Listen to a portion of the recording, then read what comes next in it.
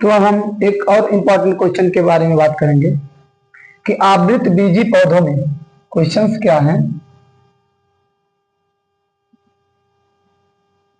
आवृत बीजी पौधों में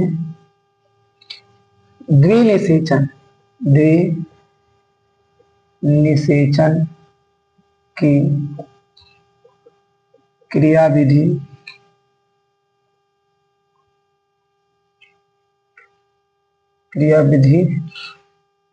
का सचित्र वर्णन कीजिए। 3 नंबर में पूछे जाते हैं ये क्वेश्चन।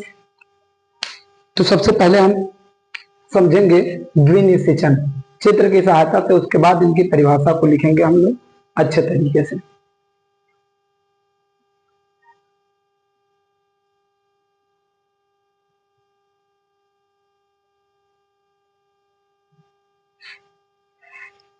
यह मादा जनन तंत्र का, पुष्प के मादा जनन तंत्र के भाग हैं।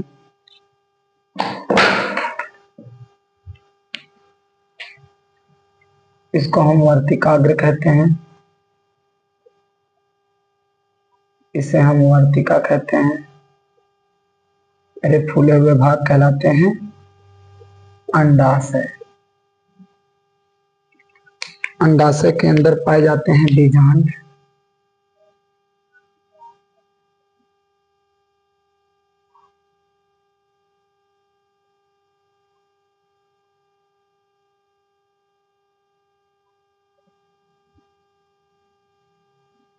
इस बीजांड में कोशिकाएं पाई जाती हैं ऊपर 3, जिसे हम प्रतिमुखी कोशिका कहते हैं। प्रतिमुखी कोशिका 2 आपस में जुड़ी होती हैं, जिसे हम द्वितीयक केंद्रक कहते हैं।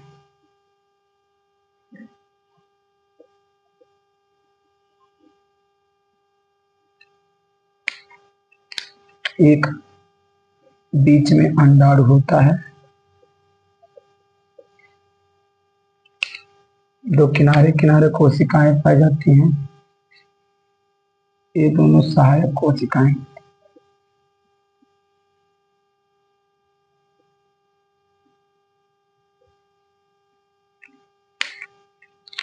यहाँ पे देखेंगे कुछ इस तरह। ये पुष्प के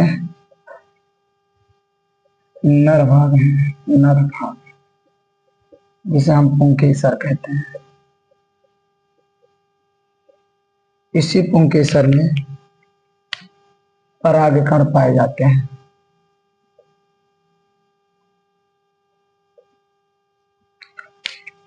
अब समझेंगे क्या, देखिए इसको परागकोश कहते हैं,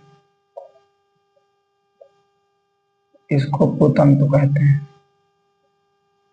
इस परागकोश के अंदर ही परागकण पाए जाते हैं।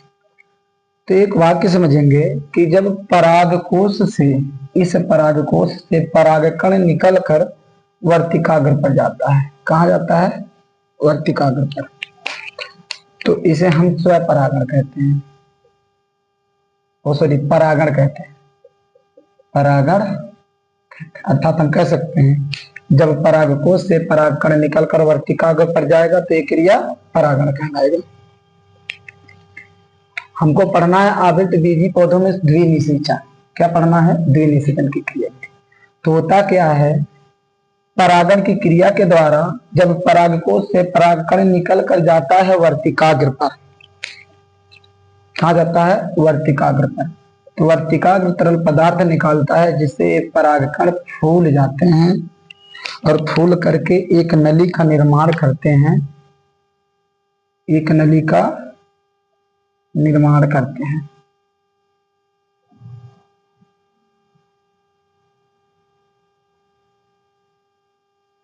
इस नली को हम कहते हैं पराग नलिका। पराग नलिका। और ये परागकण जिसके अंदर नर युग्मक होते हैं ये आते हैं, इसके अंदर दो भागों में बंट जाते हैं और इस पराग नली की सहायता से ये बीजांड के अंदर घुस जाते हैं और बीजांड के अंदर जाने के बाद एक इस अंडाणु से फ्यूजन करता है, एक इस अंडाणु से फ्यूजन करके बना लेता है, सत्य निषेचन करता है, तब ये क्या बन जाता है, युग्मनज। युग्मनज जिसे जाइगोट कहते हैं। और जो दूसरा नर युग्मक होता है ये आता है और इस द्वितीय केंद्रक से जुड़ करके तृतीय केंद्रक बना लेता है। क्या बना लेता है, तृतीय केंद्रक।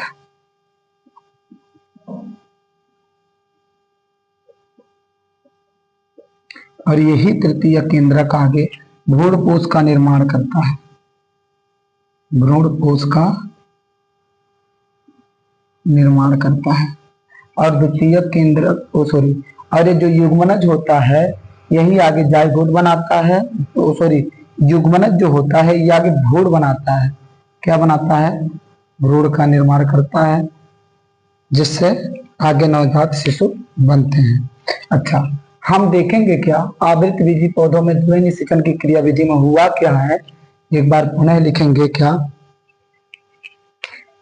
कि परागण के क्रिया के द्वारा जब क्या परागण की क्रिया के बाद या परागण की क्रिया के फलस्वरूप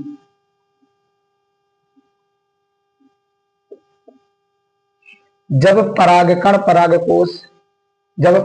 परागकोश से निकलकर परागण की क्रिया के फलस्वरूप वर्तिकाग्र पर जाता है। हम क्या लिखेंगे, जब परागकण परागकोश से निकल करके वर्तिकाग्र पर जाता है तो वर्तिकाग्र एक तरल पदार्थ निकालता है। अब से लिखिएगा, देखिए कहेंगे क्या कि जब परागकोश से परागकण निकलकर वर्तिकाग्र पर जाता है तो इस क्रिया को हम परागण कहते हैं। अच्छा, परागण की क्रिया के द्वारा जब परागकण वर्तिकाग्र पर गया तो वर्तिकाग्र एक तरल पदार्थ निकालता है जिससे ये परागकण फूल जाते हैं और एक नली का निर्माण करते हैं जिस नली को पराग नलिका कहते हैं। पराग नलिका में जब ये परागकण के नर युग्मक आते हैं तो दो भागों में बट जाते हैं, पहला एक और दो। पहला भाग जो होता है वह अंडाणु से जुड़ करके युग्मनज बनाता है और जो दूसरा भाग होता है यह द्वितीय केंद्रक से जुड़ करके तृतीय केंद्रक का निर्माण करता है। अर्थात हम कह सकते हैं कि एक ही बीजांड के अंदर एक बार अंडाणु से जुड़ करके युग्मनज बनाया पहला निषेचन और दूसरी बार द्वितीय केंद्रक से जुड़ के तृतीय केंद्रक बनाया दूसरा निषेचन। अर्थात एक बीजांड के अंदर दो बार निषेचन की क्रिया हो रही है जिसे हम क्या कहेंगे, द्विनिषेचन कहेंगे। अब आप लोगों को समझ में आ गया होगा, चित्र की सहायता से इसको समझाए हैं। अब हम लिख सकते हैं क्या डिफिनेशन हो सकता है,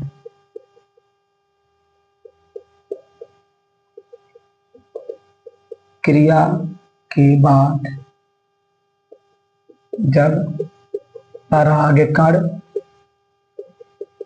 वर्तिकाग्र पर जाता है तो वर्तिकाग्र एक तरल पदार्थ निकालता है जिससे परागकण फूल जाता है और पराग नलिका का निर्माण करता है। पराग नलिका के अंदर परागकण के नर युग्मक जब आते हैं तो दो भागों में बट जाते हैं। एक नर युग्मक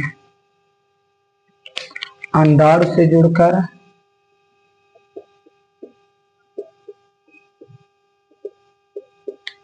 एक नर युग्मक अंडाणु से जुड़कर युग्मनज बनाता है तथा दूसरा नर युग्मक द्वितीयक केंद्र से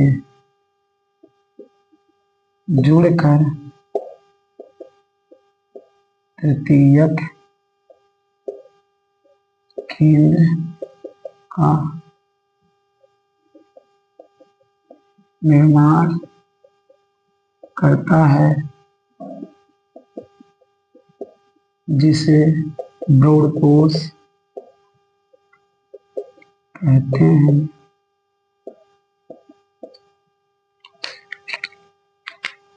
इस प्रक्रिया में एक ही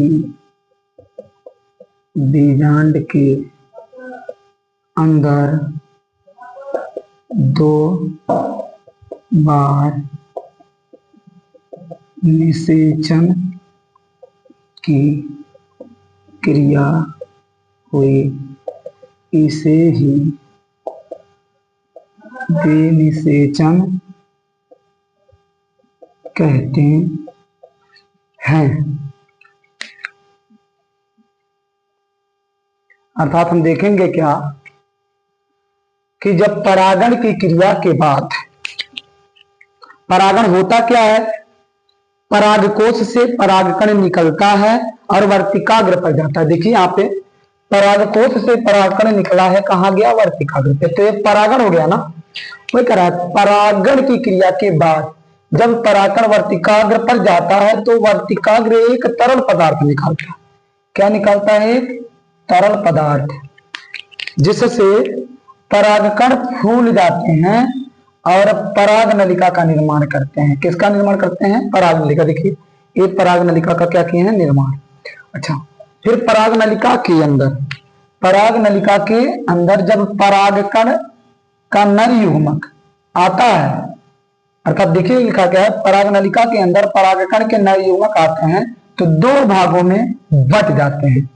देखिए ये आएगा तो दो भागों में क्या हो गया है? बट जाता है। एक नर युग्मक अंडाणु से जुड़ करके युग्मनज बनाता है। देखिए एक नर युग्मक आया, अंडाणु से जुड़ करके क्या बनाया? युग्मनज। आगे भ्रूण बनाएगा। तथा दूसरा नर युग्मक द्वितीय केंद्रक से जुड़ करके क्या बनाता है? तृतीय केंद्रक। और यही तृतीय केंद्रक देखिए दूसरा वाला आके इससे जुड़ करके तृतीय केंद्रक बनाया, जो आगे भ्रूण उसका काम करेगा। इस प्रक्रिया में एक ही बीजांड के अंदर, देखो ये पूरा बीजांड अकेला है, तो एक ही बीजांड के अंदर दो बार, कितना बार? दो बार निषेचन की क्रिया हुई है, इसे ही तो द्विनिषेचन कहते हैं। बीजांड का संरचना भी पूछता है, द्विनिषेचन की क्रिया भी हो गई है। अच्छा, इसके बाद कुछ और इंपॉर्टेंट क्वेश्चन है, उसको देखेंगे।